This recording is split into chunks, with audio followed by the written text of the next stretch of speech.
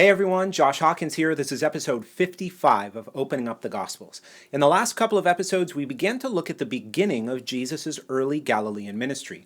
We saw how he had made his way back up north after being rejected in Jerusalem and after learning about the imprisonment of John the Baptist. Upon his return, the Gospels tell us that he healed a nobleman's son in Cana from a distance, and then he was rejected in his own hometown of Nazareth. The significance of this rejection, it's profound. Jesus said that just as the prophets Elijah and Elisha turned to the Gentiles during their ministry, so too would Jesus. Jesus had come to Israel for division, to expose the hearts of the Jewish people. And that's exactly what we saw happen in Jerusalem and now in Nazareth. As we move forward through some of the other events in Jesus' early Galilean ministry, we can't forget this point.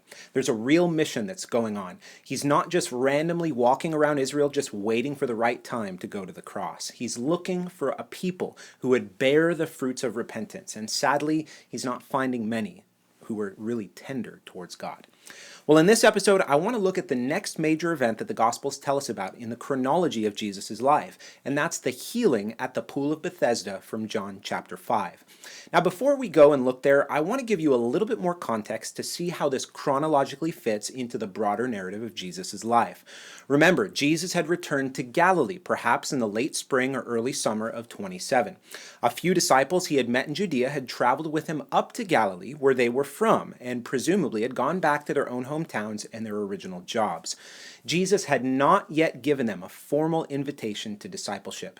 So Jesus returns to Galilee and likely spends the summer traveling alone throughout the region and teaching in the synagogues. Now, all we have is very broad, sweeping statements from the Gospels about this specific part of Jesus' ministry, and there's no mention of any particular disciples with him.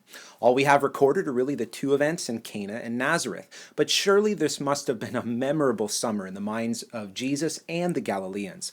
Now, as we approach the fall of 27, we see that Jesus is heading south to Jerusalem to attend a feast of the Jews. John 5:1 says, "And after this there was a feast of the Jews, and Jesus went up to Jerusalem." Now, this particular feast in Jerusalem is not named by John. Some think this feast was another Passover feast, but to me that seems highly unlikely. Firstly, because John names all the other Passovers in his gospel, in John 2, and John 6, and John 12 and 13. And it wouldn't make much sense for him not to name this feast in John 5 as a Passover if in fact it actually was. Secondly, if this was a Passover, it would mean that we're in April again, because the Passover feasts take place in April of every year. And so that would mean a whole year would have passed since the Passover in John 2. And that would mean there would be very little recorded in the Gospels about that entire year of Jesus' ministry. Does that make sense? So for both of those reasons, I just don't see how this could be a Passover feast. More than likely, it's one of the fall feasts in Israel, perhaps the Feast of Wood Offering or the Feast of Trumpets. Wood Offering was a feast in August where the people of Israel would bring wood up to Jerusalem to be used for the temple sacrifices. And Trumpets was a feast in September that marked the beginning of the Jewish New Year. Now, Trumpets is a pretty significant feast, which is why I don't think John would have left it unnamed. So, in my opinion, John is probably talking about the Feast of Wood Offering, which is certainly one of the lesser known feasts in Israel. Now, Jesus was probably alone on his journey, but it's possible that the beloved disciple John went with him. Either that or he heard about it from Jesus later on and he wrote it down in his gospel. But if John was with him, just imagine what it would have been like for him. What would a 3 or 4 day journey with Jesus be like? I mean, we so quickly forget that Jesus had to walk from place to place, and it took more than just a few minutes to get where he wanted to go. That happened over and over and over again throughout the scenes we read about in the Gospels. Now, what was it like for John and the other disciples later on? What did they talk about? And what did they eat? I mean, think of all the conversations they must have had that aren't recorded anywhere. This is the same Jesus that we worship, the same one we pray to, and that's how near he came. God walked on Israel's streets and he talked to a bunch of young fishermen over and over and over again for 2 years. And when this becomes real to us, the Gospels come alive. Well, let's keep reading in John chapter 5. Now, there is in Jerusalem by the sheep gate a pool in Aramaic called Bethesda, which has 5 roofed colonnades. In these lay a multitude of invalids, blind, lame, and paralyzed. One man was there who had been an invalid for 38 years. When Jesus saw him lying there and knew that he had already been there a long time, he said to him, "Do you want to be healed?" The sick man answered him, "Sir, I have no one to put me into the pool when the water is stirred up, and while I am going, another steps down before me." Jesus said to him, "Get up, take up your bed, and walk." And at once the man was healed, and he took up his bed and walked. Now that day was the Sabbath. So the Jews said to the man who had been healed, "It's the Sabbath, and it's not lawful for you to take up your bed." But he answered them, "The man who healed me, the man said to me, 'Take up your bed and walk.'" They asked him, "Who is the man who said to you, 'Take up your bed and walk'?" Now the man who had been healed did not know who it was, for Jesus had withdrawn, and there was a crowd in that place.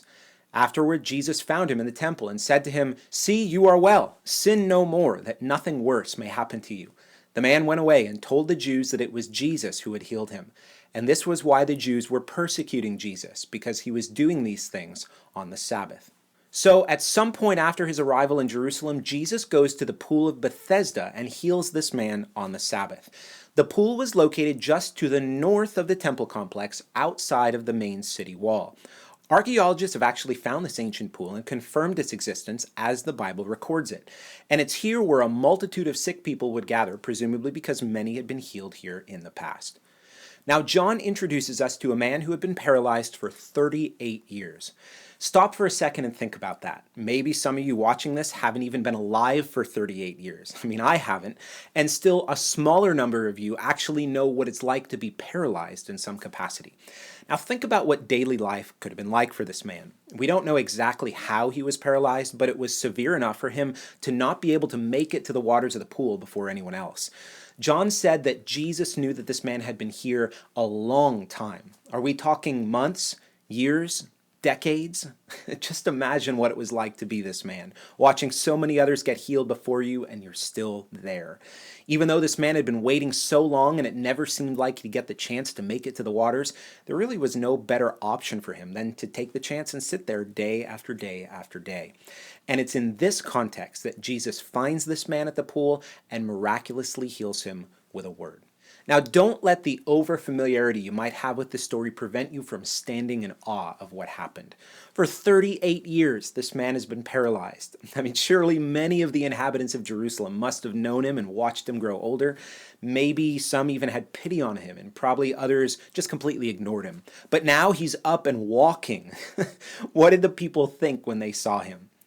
Is this the same guy that's been at the Pool of Bethesda for 38 years now? Surely it can't be. He's walking.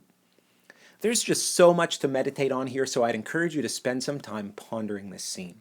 Go back to episodes 5 and 6 in the series to hear more what I mean when I say ponder. Well, as the healed man carried his mat around as Jesus had instructed him, the Jewish authorities found him and rebuked him.